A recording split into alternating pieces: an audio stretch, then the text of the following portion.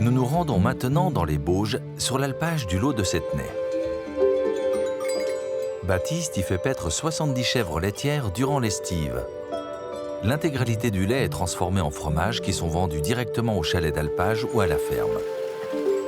Il est accompagné d'Yves, référent du réseau de l'Institut de l'élevage. On a repris l'alpage en 2009. J'avais pas de chien de protection la première année. Et à l'automne, j'avais eu des soucis, j'avais eu des attaques. J'avais perdu 4 chèvres en une nuit. Et du coup, depuis 2010, j'ai pris le premier chien de protection. Donc là, ça fait 11 ans maintenant que j'ai des chiens de protection. Et depuis 2010, j'ai pas eu d'attaque. L'idéal quand on prend un chien sur des chèvres, c'est qu'il soit né au sein d'un troupeau de chèvres. Mais après, il peut très bien s'adapter, même s'il est né sur un troupeau de brebis, mais il faut accompagner la chose.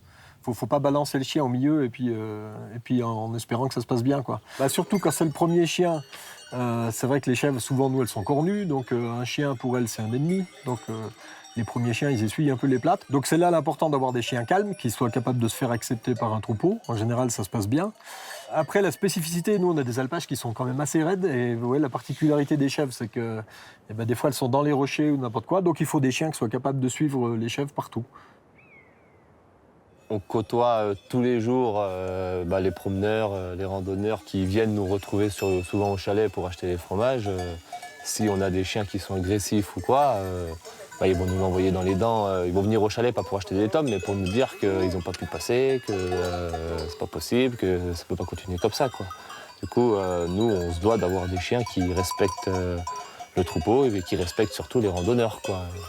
Mais c'est pas pour autant qu'ils sont pas efficaces la nuit après auprès des loups ou des chiens errants, quoi. Mais je crois, oui, l'erreur qui a été faite pendant longtemps, c'est qu'on pensait qu'il fallait des chiens agressifs et qui seraient plus efficaces contre les prédateurs, contre les loups en l'occurrence. Et en fait, on s'aperçoit que c'est carrément faux, quoi. Alors nous, on aime mieux avoir des chiens qui ne réagissent pas. Normalement, un chien ne doit pas réagir tant qu'il n'y a rien qui affole le troupeau. Pour les gens, il faut des chiens qui soient agréables, c'est-à-dire qui aboient pas ou n'importe quoi. Mais même pour moi j'ai horreur d'un chien qui aboie pour rien. Puis au bout d'un moment, un chien qui aboie trop, tu fais pas gaffe. Alors pour avoir des chiens qui aboient pas trop, je pense qu'il y a déjà la sélection. Il y a des lignées de chiens qui réagissent beaucoup moins, donc il faut avoir les chiens les plus calmes possibles, les plus posés possibles, et qui ne soient pas aboyeurs. Mais ça se fait aussi, nous, au printemps, à l'automne, quand les bestioles elles sont parquées le long des routes. On traite dehors, nous, on traite à la main. Et donc, au début, tu as les voitures qui passent, tu as le chien qui aura tendance à aller courir le long du filet. Et ça, si tu stoppes ton chien, tu le renvoies au troupeau et tu le félicites à chaque fois, au bout de 2-3 fois, il voit que les voitures, ça ne gêne pas. Donc, c'est pas la peine d'y aller, quoi. Mais il y a des comportements, si tu n'es pas là pour intervenir, tu vas laisser s'installer des comportements. Et après, c'est toute la vie du chien. Voilà. Il n'y a aucune race de chien à qui on demande la même chose qu'au chien de protection. Parce que n'importe ton chien de conduite ou ton chien de compagnie, il est toujours avec toi. Donc tu peux lui dire ça c'est bien, ça c'est pas bien. Ces chiens-là, on leur demande de gérer tout seul. Ils vivent leur vie et c'est eux qui décident de là j'interviens, là j'ai pas à intervenir.